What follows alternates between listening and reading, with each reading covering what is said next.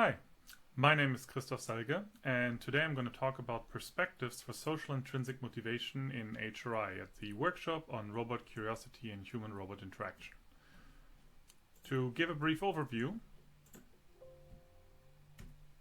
first I'm going to talk about what intrinsic motivations are, then I'm talking very briefly about this idea of social intrinsic motivation, and to illustrate what I mean by that, I'll give 3 examples of past studies or experiments we've run, and then I give a little bit of a forward-looking perspective towards how we could build this into a possible framework for further research. So, what is intrinsic motivation? Here's a good guess by a neural network. But the most common definition is usually the one by Ryan and Dickey, where intrinsic motivation is defined as doing an activity for its inherent satisfaction rather than some separable consequence. So when intrinsically motivated, a person is moved to act for the fun or challenge entailed rather than because of an external product, pressure, or reward. And if you don't exactly know what we're talking about here, I mean, think about curiosity, the theme of this workshop. It's considered one of the clear standard intrinsic motivations. A problem with this definition is it's very human-centric, so how would we apply this to a robot, how to operationalize this, but it does have a rich history in self-determination theory, and psychology, education and management have done a lot of stuff on this. So one thing to immediately clarify is it's not the same as an internal motivation. So intrinsic means belonging naturally to or being essential to. So intrinsic motivations are an essential part of agency. So you do something because it's fun. You don't do it because somebody gives you something for it. And there is an option to, for example, have an internalized intrinsic reward. Also, the second big caveat here is that when we usually say intrinsic motivations in the field of computer science, we mean computational models of intrinsic motivation. So things that try to approximate these universal heuristics that biological systems have. So this is for 2 reasons. One, if we put this on an AI or a robot, it is actually extrinsically applied by us. It's there to mimic real IM, but it doesn't have the same kind of developmental history. It doesn't have the same level of genuine goal ownership. And it also isn't really related in the same sense to autonomy and agency, most likely because robots we talk about do actually lack that big A autonomy, this idea of being free and able to do what they want, right? There isn't even really an understanding of what it would mean for a robot to genuinely want something and genuinely have agency. So these intrinsic motivations cannot be an essential part of that because it doesn't actually exist. What is useful, so, and why we actually keep talking about them, is that they have a range of useful properties that even the computational models of it share. Namely, there's a certain degree of universality. That means these intrinsic motivation models can usually be applied to a range of different agents with different sensorimotor configurations. So they are applicable to different ranges of embodiment, but they're also sensitive towards them. So it's not just something you can compute, it's something that meaningfully changes as the embodiment changes. There's a locality to these measures, so it can be computed from local dynamics around the current states. Most commonly, variables that denote sensors and actuators and the relation between these variables and the environment. It's agent-centric, meaning the perspective of the agent matters. This is something that is computed for an agent and maybe another agent. So, and it's task independent, so it does not depend on a predefined goal. In fact, a lot of intrinsic motivations can be used for goal generation. So this is very helpful because we can actually apply it to a range of morphologies and embodiment. Another colleague of mine calls it rewiring agnostic. So if we wanted to put this on a robot, we don't actually have to care that much on what exactly its sensors are. There's also no semantics required, so all sensors, all actuators can be initially treated the same, and we hope that the intrinsic motivation somehow figures these out. I already talked about the sensitivity to embodiment and individuation, but interestingly, since these things mimic things that are essential for agency in biological systems, there's this big question of, do they actually produce at least an appearance of agency, which might be very interesting for us if we want to use it in HRI.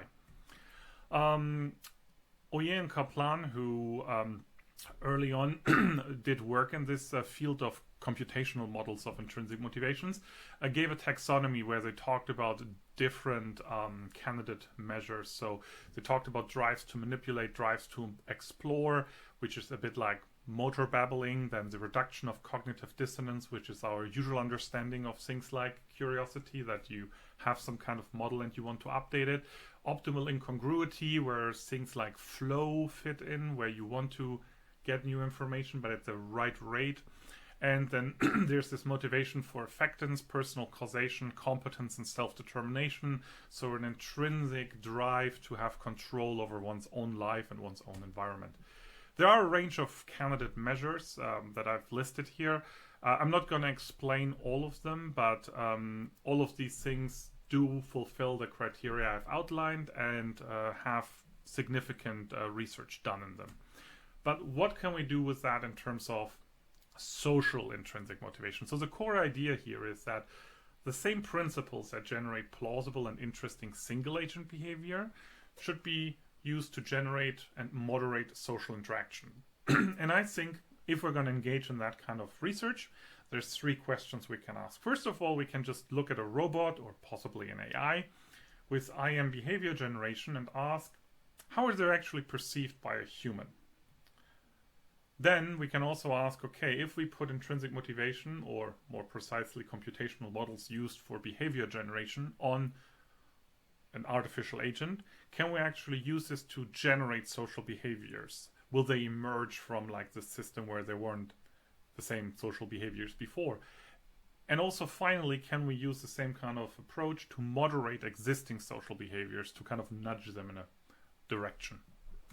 So let's look at three examples that should actually answer all these questions and give a better idea of how this could potentially work. So first of all, human prediction, human perception of predictive information. So fellow keynote speaker Georg Matthias today has actually done a lot of work, and this is the direct quote from one of his papers. So predictive information of a process quantifies the total information of a past experience that can be used for predicting future events. So technically it's defined as mutual information between the past and the future of a time series.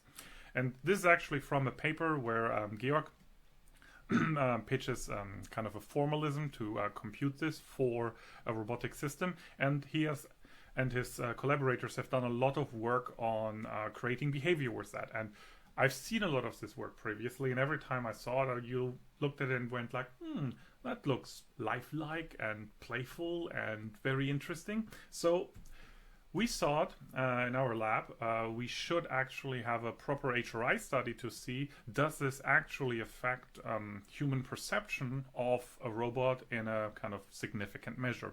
So we took a BB-8 robot, mostly because previous work was actually done on a similar ball-like robot, and we ran two different studies. So the robot is actually controlled by some kind of relatively simple neural network controller that takes a bunch of information, mostly from its like sensors that measure acceleration and similar things, but it also is responsive to an external rod that you can use to interact with a robot, and it can sense the distance there. And this neural network reacts to these stimuli and creates behavior. And there are basically two different experiments. In one, the robot adapts its network controller during the interaction with a human to maximize its predictive information. And in the reactive case, the robot uses a pre-adapted neural network where basically some previous interaction happened, and then we froze this network at a certain point and use that to just generate reactive behavior, but not adaptive behavior based on predictive information. This looks a bit like that. You see here me actually interacting with a robot. It's a BB-8 robot. It rolls around in this little table. And first of all, I can tell you, I personally cannot purely by looking at the robot tell the two behaviors apart. So they are actually quite similar. and I'm not sure if our participants can either. You also see the kind of interaction stick here that we give to the participants with the instruction to figure out if these are the same or different robots. So we encourage them to actually interact and physically interact with a robot, which is another interesting point here, because we also wanted to see, do possible like perceived differences persist through like physical noisy human interaction? So will this effect remain even if like humans are actively prodding the robot? And what we found was that the robot that uses adaptive has an adaptive network based on predictive information is perceived as more warm based on the ROSES questionnaire. And also it has a higher level of anthropomorphism and animacy based on the Godspeed questionnaire. And we were particularly excited about this higher perceived level of warmth because it's one of the main moderating forces for like social attitude formation between humans. So will this also make the robot appear more social, nicer, more trustworthy to a human?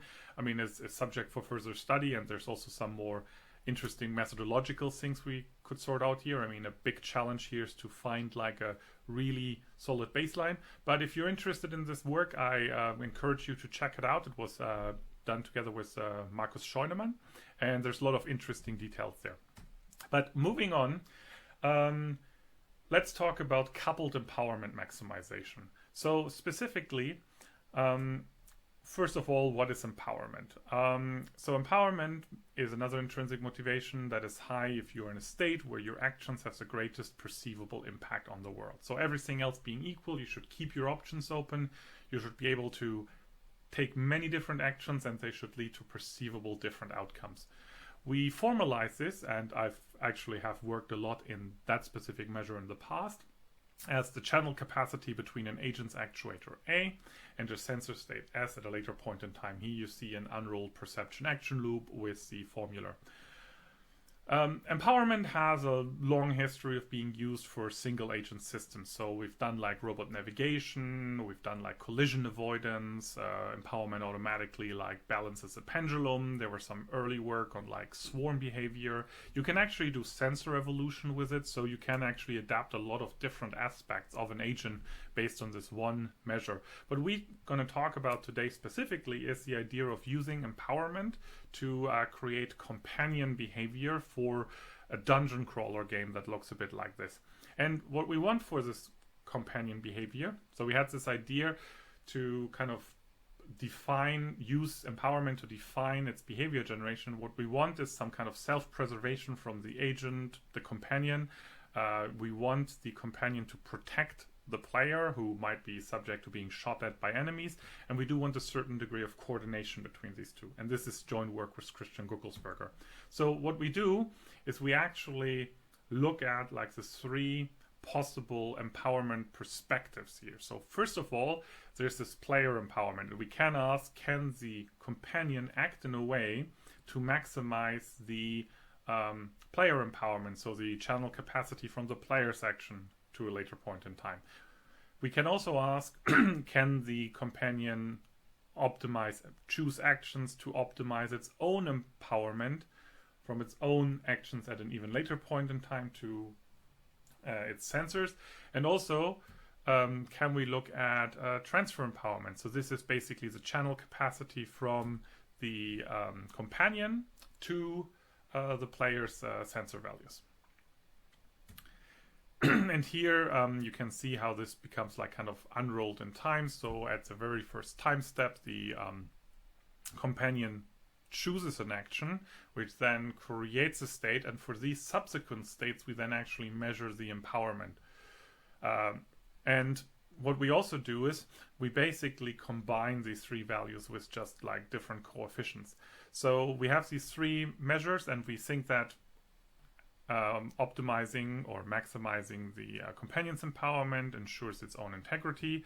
Optimizing the transfer empowerment creates this thing we call operational proximity, so an ability to be in a state where you can affect what the player senses. This might be real proximity, but it might also mean that there's some kind of a way to affect them over a distance, like being in radio contact or in sight range. And finally, keeping up the player's empowerment should ensure their integrity. And you get a lot of really nice emergent behavior with this. So I'm just going to show you a few examples here. So here we have like two enemies basically pointing both at the player and the companion. And they, the companion who has lower health first saves itself and then shoots like the enemy, so it won't kill the player. And in the second scenario, the player actually has lower health. So here the companion will immediately like shoot the enemy and sacrifice its own life to save the player. And all of this just emerges like naturally from these formalisms. You can actually read up on this, but as I said, you get like these different behaviors coming out of it. We also see this kind of support proximity by combining the different empowerment values. We can create like a trajectory where the companion usually follows the player to like different states of the world to kind of be close enough to then actually affect it when there's a problem. And we also saw one other interesting thing I just want to briefly mention, something we call, here we saw that the so what we also saw was something we call the trust modification. So initially the companion is actually trying to avoid standing in the shooting direction of the player because it is kind of paranoid that it will get hit because it models the player's actions randomly. But if we then kind of specifically model the player to also try to keep up the empowerment of the companion as in the model of the companion, then it becomes more trustworthy and is willing to be in a vulnerable state close to the player. What we can also do, which you shouldn't ever do on a robot, is you can actually flip the sign as well. So you can say, okay, instead of like optimizing for support, you can minimize the player's empowerment and basically generate a generic antagonist that tries to not just kill the player but make its life like difficult in a range of different ways. Again, we've looked at various scenarios. One is like a predator-prey scenario where the player needs to get to a goal. The antagonist up there is waiting for the player. And what we do see in that scenario, which we found also quite interesting, is that by balancing the different empowerment perspectives or combining them with different values, we can get like different personalities. So in the first scenario, the the antagonist will actually be very careful about preserving its own life, so it will basically run away from the player and protect itself, particularly if it was shot once already. In the second scenario, the antagonist is much more keen on actually like destroying the player, so it becomes more of a daredevil. It follows the player into this much smaller area, and it's also much more willing to kind of sacrifice or risk its own life if this means it can actually destroy the player.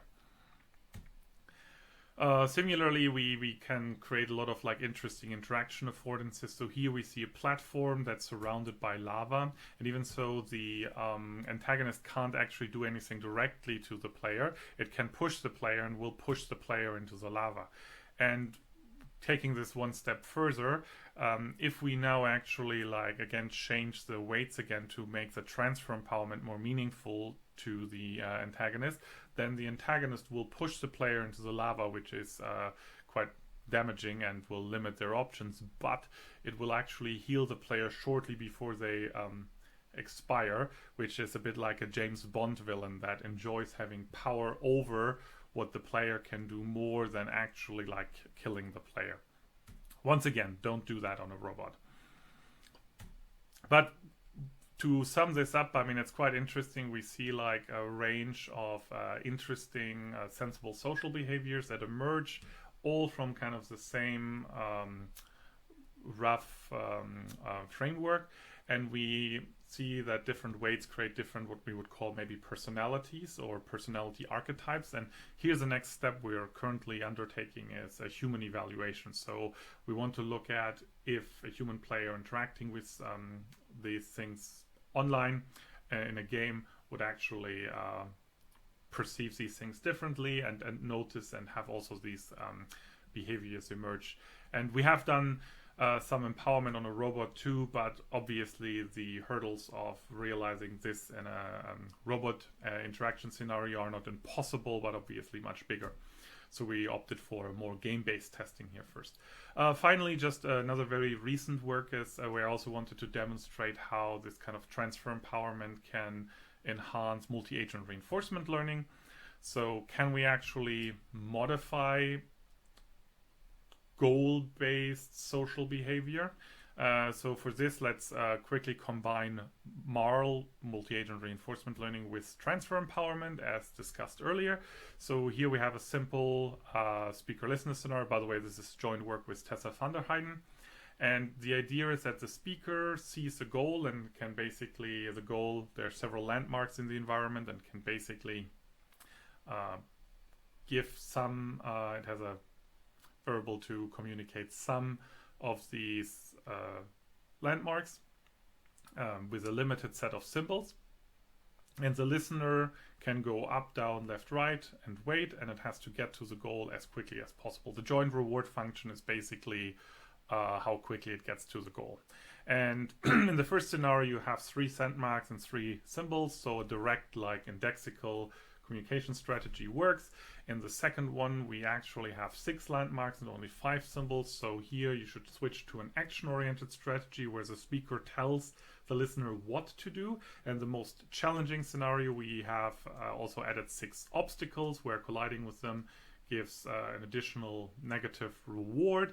These obstacles are actually invisible to the listener, just as well as the landmarks are also invisible now. So it's much more dependent on the speaker to actually guide it to the thing. And the speaker, once again, only has like a limited amount of symbols.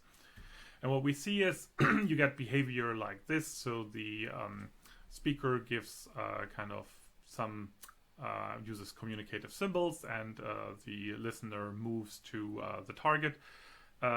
One oddity we found was that with transfer empowerment added to the training, the pair actually devolves some kind of stop signal usage, while the baseline multi-agent reinforcement agent does not. And we also see that basically the performance is better, particularly for the hard tasks. So we can see that these kind of measures can be combined with task-based learning, and they can actually be efficiently computed. So coming back to the initial questions, I hope I gave you a rough idea on how we could do work like this. We can look at how human behavior, how humans perceive this behavior, and we can actually both generate and generate behavior purely based on intrinsic social motivation, and also moderate existing goal-based social behavior. What would be the next step here? A perspective for taking this forward is basically to say, okay, can we actually use these 3 different perspectives of coupled empowerment maximization, so self-max, other-max, and transfer-max, to together with other of the previously talked about intrinsic motivations. So usually the intrinsic motivations are good to maximize for an agent themselves, and so maximizing them for another agent seems to be generally like kind of a positive social interaction. And so having this transfer relationship, I mean, that's a bit more harder to generalize, but in general, I think this might be a worthwhile framework to investigate. And once you have that, we can actually go back and systematically look at these 3 above questions I talked about before. Let me just acknowledge my collaborators on this. So a lot of this is collaborative work. Specifically here, a lot was done with Christian Guckelsberger, Markus Scheunemann, and Tessa van der Heijden, but there are also several others. And I think I'm already out of time, so thank you very much, and I'm looking forward to your questions. I also should point out that this is work I'm not only currently engaging in, but also plan to do more work in. So if you are interested in collaborating with this, both on like joint projects, but also potentially on grant proposals, please reach out to me. And I'm looking forward to your questions. Take care.